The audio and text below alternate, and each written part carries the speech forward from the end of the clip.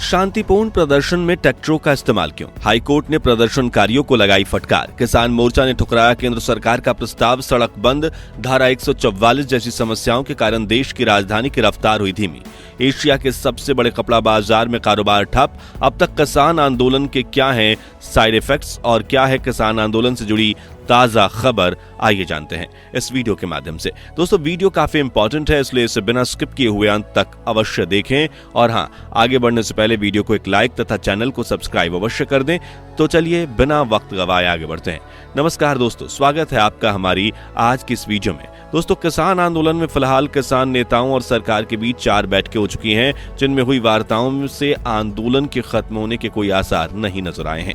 ऐसे में ताजा खबर यह है कि किसान मोर्चा ने सरकार के प्रस्ताव को खारिज करते हुए 21 फरवरी के बाद एक बड़े आंदोलन की चेतावनी दे डाली है।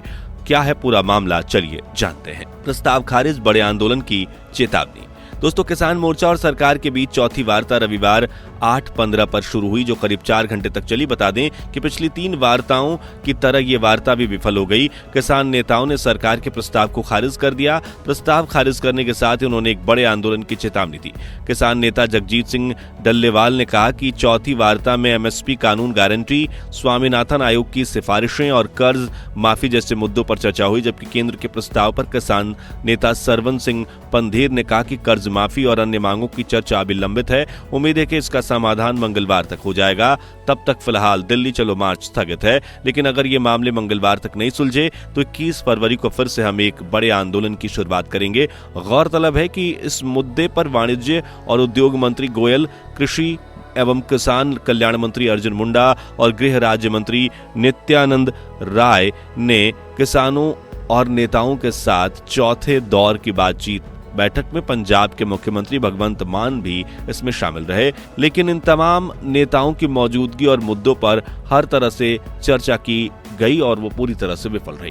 दाल, मक्का एमएसपी पर खरीदने के लिए 5 वर्षीय समझौते का प्रस्ताव। दोस्तों, रविवार को ही किसान मोर्चा और सरकार के बीच बैठक में सरकार की ओर से किसान नेताओं के साथ वार्ता के बाद केंद्रीय मंत्रियों की एक समिति दल ने किसान मोर्चा के सामने दाल, मक्का और कपास सरकारी एजेंसियों द्वारा एमएसपी पर खरीदने के लिए 5 वर्षीय समझौते का प्रस्ताव रखा, जिसे सुनने समझने के बाद किसान नेताओं ने ये कहा कि सोमवार और मंगलवार को अपने मंच पर सरकार के प्रस्ताव को लेकर चर्चा करेंगे और फिर उसी चर्चा के आधार पर आगे का फैसला भी लेंगे। दोस्तों, किसान आंदोलन के शुरू होने के साथ ही कई एक्सपर्ट्स ये अनुमान लगा रहे थे कि अगर किसान आंदोलन ज्यादा दिनों तक चला तो इससे कई कारोबार पर बुरा असर देखने को मिलेगा। और आपको बता दें कि ये उनकी आशंका सच होने वाली है। 13 फरवरी से शुरू इस आंदोलन का असर अब कारोबार पर दिखने लगा है, क्योंकि किसान अपनी मांगों को लेकर दिल्ली में घुसने की कोशिश में जुटे हुए हैं। ऐसा होने से रोकने के लिए सरकार की तरफ से किलेबंदी और बॉर्डर को सील किया गया है, जिससे सबसे पहला संकट तो वहां सड़क जाम का बना हुआ है। सड़क बंद होने के कारण आम लोगों के साथ साथ व्यापारियों की भी परेशानियां बढ़ी हुई हैं, जिसका असर अब जनता की जेब पर भी पड़ने लगा है।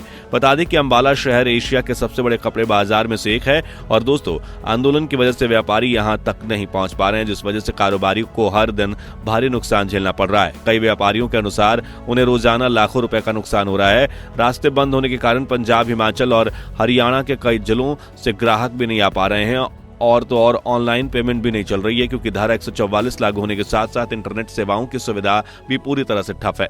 दोस्तों, एमएसपी गारंटी कानून को लेकर अंबाला के साथ शंभू टोल प्लाजा पर प्रदर्शनकारियों की भीड़ की वजह से वहां यातायात प्रभावित है और उसी का असर कारोबार के नुकसान के रूप में झेलना पड़ रहा है। प्रदर्शनकारियों को हाईकोर्ट की फटकार। दोस्तों, 13 फरवरी को शुरू हुए इस आंदोलन में अब तक प्रदर्शनकारियों और पुलिस के बीच कई झड़प हो चुकी है। अब तक हुए इन झड़पों में कई लोग बुरी तरह से घायल हो चुके हैं। वहीं एक सब इंस्पेक्टर व किसान की मौत भी हो चुकी है।